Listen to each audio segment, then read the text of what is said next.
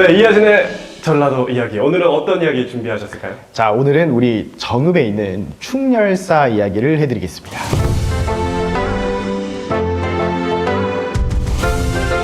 충렬사가 어떤 건물인지 아십니까? 충렬사가 예전에 국가에 좀 헌신을 했던 분들을 그렇죠. 예. 몸과 마음을 바쳐서 충성을 바쳤던 분들을 이제 모시는 곳인데요. 네.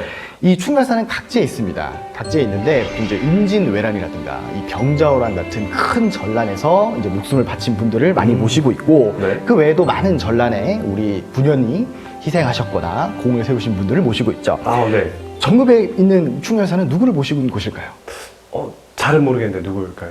이게 이순신 장군을 모신 곳입니다. 정말요? 그러니까 왜 이 정읍에 이순신 장군을 모신 충렬사가 있느냐? 이순신 장군이 정읍과 깊은 인연을 맺고 계셨기 때문이죠. 이순신 장군 하면 우리가 전라 좌수영에 부임하셔가지고 임진왜란 발발 당시에 조선의 바다를 지킨 영웅 이렇게 많이 기억을 하고 계신데 네. 사실은 이순신 장군이 전라 좌도 수군 절도사가 되시기 전에 네. 계신 곳이 정읍이었습니다. 이 얘기는 잘 몰랐던 것 같아요. 맞습니다. 네. 그래서 이순신 장군의 이 생애에 대해서 어린 시절부터 좀 거슬러 올라가서 말씀드릴 텐데요. 그 이순신 장군은 1545년에 한양의 건천동이라는 곳에서 태어나셨습니다. 이 이름 한자 그대로 보면은 이제 좀 비가 내려야 냇물이 좀 생기는 그런 곳이라서 요즘으로 한글로 하면은 마른는데요. 여기가 서울시 중구 일대입니다. 그리고 이 건천동 근처에 오늘날 아주 유명한 도로명이 있으니 많이 들어보셨던 충무로입니다. 그렇군요. 그래서 충무로구나. 근데 또 충무로는 이 영화의 거리잖아요. 맞습니다. 영화의 또 이제 메카라고 예전부터 일컬어졌는데 우리가 일제강점기 때는 이 도로명도 전부 다 일본식으로 이제 조선의 이름이 이제 일본식으로 다 바뀌게 됩니다. 그리고 해방 이후에 도로명을 새롭게 우리 것으로 되찾게 되면서 이순신 장군이 태어나신 곳 부근인 이 건천동 일대를 근처를 이 충무로라고 이름을 붙였고요. 이 또 다른 이야기로는 일제강점기 충무로 일대에 일본 사람들의 상권이 크게 형성됐고 그때 이름이 이제 혼마찌라고 했답니다. 혼마찌라고 했는데 해방 이후에 이 일본인들의 그런 뭐랄까요 그 흔적 이런 것들을 누르기 위해서 이 충무로라고 붙였다는 이야기도 전해집니다. 그렇군요. 그렇게 두 가지 이야기가 있다는 거죠? 그렇죠. 근데 이제 우리 이순신 장군은 어릴 때부터 뭔가 남달랐다라고 그 어린 시절에 이 건천동에서 같이 놀던 유성룡이라는 분이 회고를 하고 있습니다. 유성룡이 진비록의 저자로 이제 임진왜란 당시에 영의정이셨던 분인데 나이가 3살 연상입니다. 형이군요. 형님입니다. 네. 형님인데 그때 당시 뭐 3살이고 뭐 4살이고 간에 같이 잘 어울려서 놀았는데 유성룡이 남긴 징비록에 따르면 이 이순신 장군 어린 시절에 뭔가 영특하고 강직하고 활쏘기도 좋아하고 뭔가 이게 체력적으로도 뭔가 좋고 정신적으로도 매우 성숙했다라는 거를 회고하고 있죠.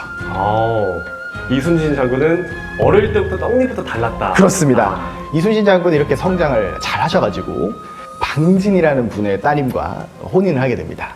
그리고 22살에 이제 무예를 이제 처음 공부하기 시작하셨죠. 좀 늦은 거 아닌가요? 맞습니다. 태권도도 초등학교 때부터. 맞습니다. 좀 이게 네. 해야 되는데 역시 떡잎부터 달랐던 분이라 재능이 있으셔서 빠르게 또 이제 그 격차를 따라잡으셨던 것 같습니다. 이 수년간의 연습 끝에 이제 묵과에 28살에 이제 응시를 하게 되는데요. 근데 안타깝게도 아시다시피 낙마를 해가지고 사고로 그 이야기. 안타깝게 이제 낙방을 하셨다가 더 연습을 하시고 4년 뒤에 32살에 이제 1576년에 다시 묵과에 응시해서 합격을 하셨죠.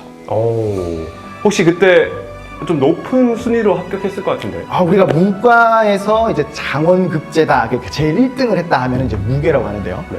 문과에서 1등은 장원, 그다음에 무과에서 1등은 무계라고 했답니다. 무계였으면 참 좋으셨겠지만 당시에는 병과 4등, 전체 순위로 따지면 12등이셨습니다. 그렇군요. 하지만 이때 뭐 28에 떨어지시고 24년이 지나서 32살에 합격하셨다는 게 그렇게 늦은 건 아니었습니다. 아주 빠른 것도 아니지만 당시 늦은 것도 아닌 게 정말 이 과거 합격은 힘든 일이었기 때문이죠. 이순신 장군이 원래 육지에서 활약했던 분들은 맞습니다. 그래서 이제 함경도라든가 이 각지에서 외적을 막으시면서 열심히 이제 경력을 쌓으셨는데 나중에 우여곡절을 거쳐서 우리 유성룡의 천고로 45세 때인 1589년 12월부터 1591년 2월까지 1년 넘는 기간 동안 전라북도 오늘날의 정읍, 전북특별자치도의 정읍으로 부임하시게 된 거죠. 아, 네. 그 당시에 이제 정읍현이라는 게 처음으로 설치가 됐고 그때 첫 현감으로 오시게 된 겁니다. 근데 현감이라 하면 사또? 사또입니다. 아, 이 네. 사또가 우리가 통칭해서 수령을 사또라고 얘기를 하는데 사또도 이제 품계가 다양한데 아. 사또의 제일 낮은 것이 이제 현감 종육품이었습니다. 이순신 장군은 종육품부터 이렇게 시작을 하신 거죠. 아, 근데 그러다가 곧 임진왜란이. 맞습니다. 임진왜란이 얼마 지나지 않아서 발발하게 되는 거죠.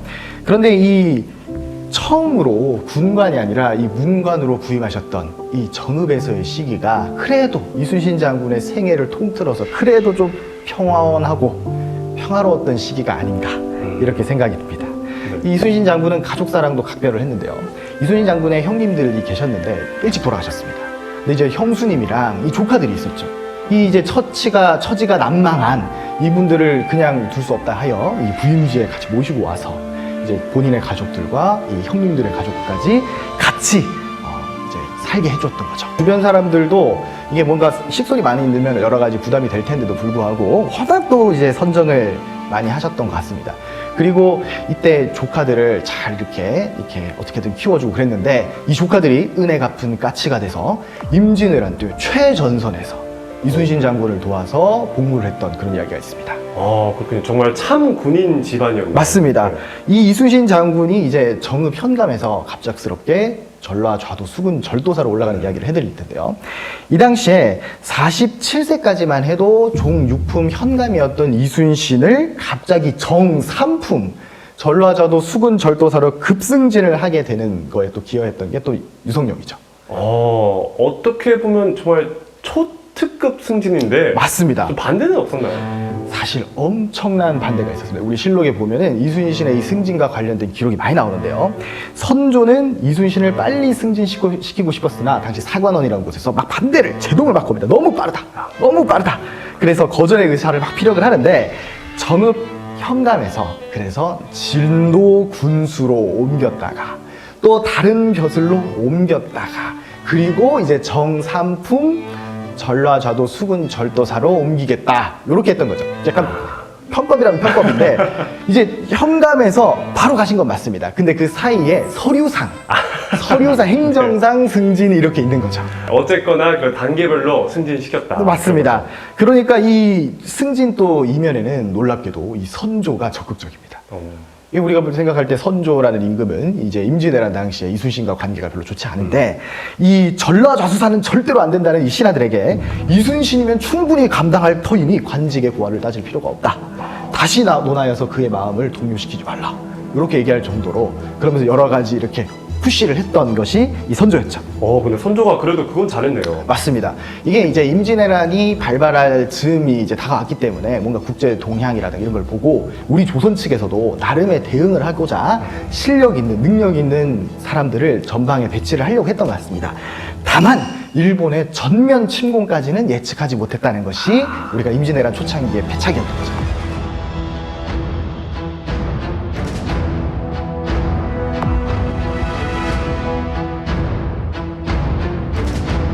이순신 장군 안 계셨으면 정말 큰일 날 뻔했죠. 나중에 이제 이순신 장군께서 수령으로 부임하셨던 이곳 이 정읍에서 1945년 일제가 패망한 다음에 이순신 장군을 기려서 일제가 세운 신사를 허물고 그 자리에 이제 충렬사를 세웠다라는 얘기가 있습니다. 그리고 이순신 장군이 당시 근무하셨던 이 정읍현 관악 이 동원 건물이 있는 장소가 오늘날의 주민센터가 있는 장소 근처입니다. 행정이 이렇게 이어져 내려오는 거죠. 그리고 이제 그 관아가 있던 그 앞쪽에 여러분도 잘 아시는 이 정읍의 명물 쌍화차 거리가 있습니다. 그렇군요. 다음에 이제 한번 가셔서 정읍의 쌍화차 거리에서 쌍화차를 드시면서 이곳이 이순신 장군께서 1년 넘게 근무하셨던 그 지역이구나. 그리고 이곳에 계시다가 전라 좌수사가 되기 위해서 내려가셨구나. 이렇게 이해하시면 되겠습니다. 우리 전북특별자치도가 이순신 장군이 이 지방관으로 부임하셨다는 이야기 정말 새롭고 놀라웠던 것 같습니다. 오늘 재밌는 얘기 고맙습니다. 네, 감사합니다.